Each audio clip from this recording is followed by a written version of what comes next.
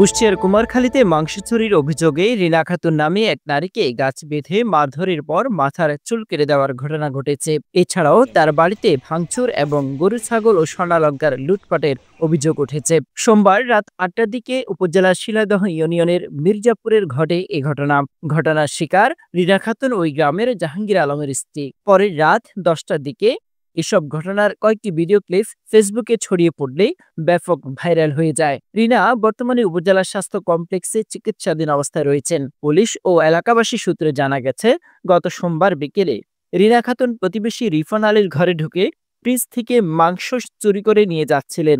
সে সময় রিপনের স্ত্রী মুক্তি খাতুন রিনাকে হাতে নাতে ধরে পেলেন এবং বাড়ির উঠোনে পেয়ারা গাছের সঙ্গে দড়ি দিয়ে বেঁধে মারধর করে মাংস কেড়ে নেন।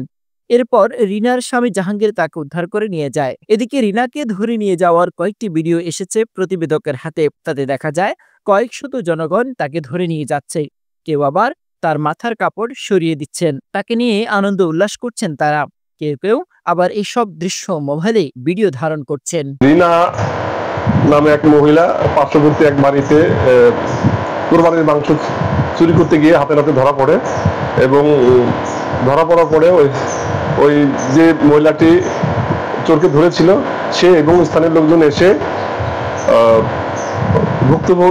চোরকে গাছের সাথে বেঁধে রাখে এবং তার স্বামী এসে পরে নিয়ে যায়।